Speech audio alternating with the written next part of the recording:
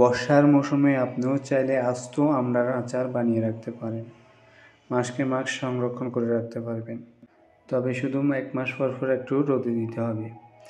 আমড়াগুলো প্রথমে ধুয়ে নেবেন, এরপর আমড়ার খোসাগুলো সুন্দর করে ফেলে দিবেন।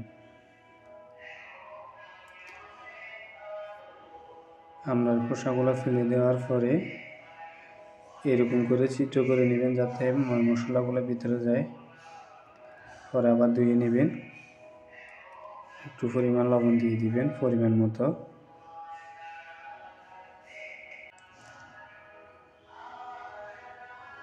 একটু করে হলুদের গুঁড়া। আমড়াগুলোকে সিদ্ধ করে নেবেন ভালো করে।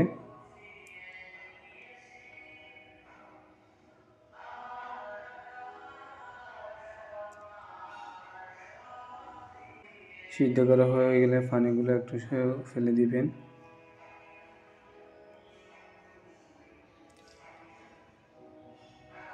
দেখতেছেন পানিগুলো কীভাবে ফেলতেছি, এগুলো খুব গরম, একটু কেয়ারফুলি পানিগুলো ফেলে দিবেন।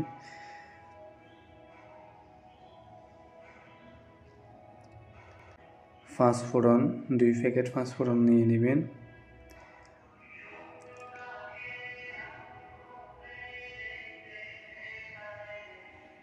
শুকনো মরিচ নেবেন 3-4টা। আপনারা আপনার আচার পরিমাণে নিতে পারেন, যে পরিমাণে আপনার আচার রেডি করতে চান। এগুলোকে আমরা এখন একটু করে নিব, গরম করে নিব।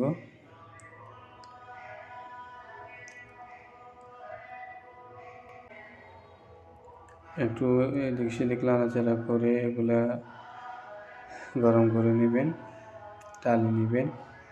গ্রামের ভাষায় টালা হয়।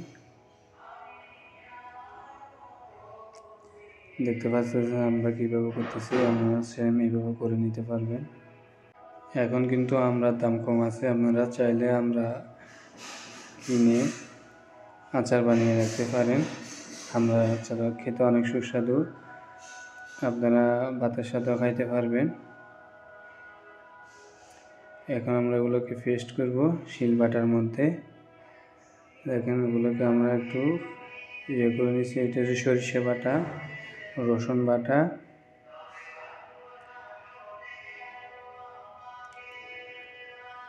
মরিচ বাটা, আমরা সবগুলো বেটে নিয়েছি। এখন আমরা এটাকে রেডি করব। পরিমাণ মতো সরিষার তেল দিয়ে দিবেন।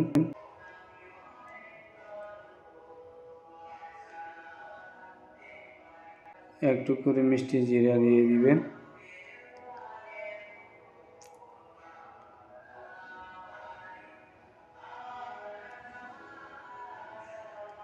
মিষ্টি জিরাগুলোকে একটু ভালো করে নাড়াচাড়া করে তেলের মধ্যে ভেজে নেবেন।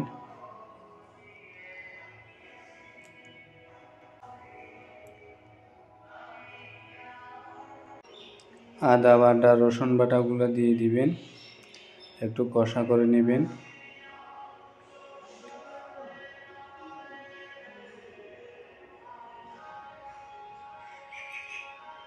এখানে সরিষা বাটাগুলো দিয়ে দিবেন।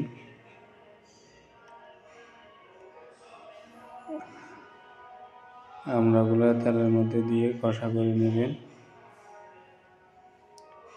নাড়াচাড়া ভালোভাবে সব আমড়ার মধ্যে সব মশলাগুলো যেন ভিতরে যায়, ওইরকম করে কষা করে নেবেন। এখন আমরা পোড়া মরিচগুলো দিয়ে দিলাম এবং পাঁচফোড়ন বাটাগুলো দিয়ে দিছি। এগুলোকে ভালো করে মিক্স করে নেবেন, আমড়ার ভিতরে যাতে যায়। একটু ঢাকনা দিয়ে রাখবেন। ডিম চুলা করে পরিমাণ মতো চিনি দিয়ে দিবেন। আমি এখানে 2 চামচ চিনি দিয়েছি।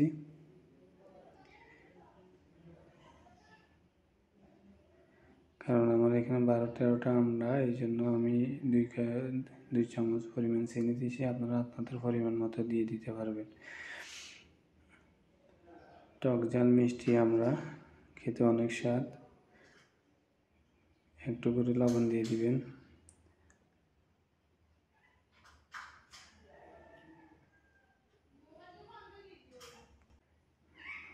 লবণগুলোকে ভালো করে মিক্স করে নেবেন। আমাদের আমরা রেসিপিটা রেডি হয়ে গেছে।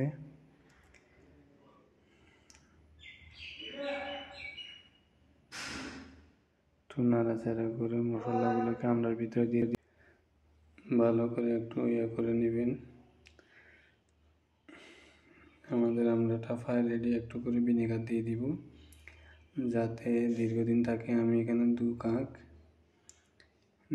ভিনেগার দিয়ে দিচ্ছি যেহেতু আমরা কম।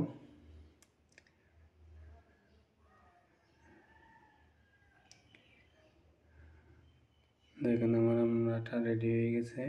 চুলা অফ করে দিছি।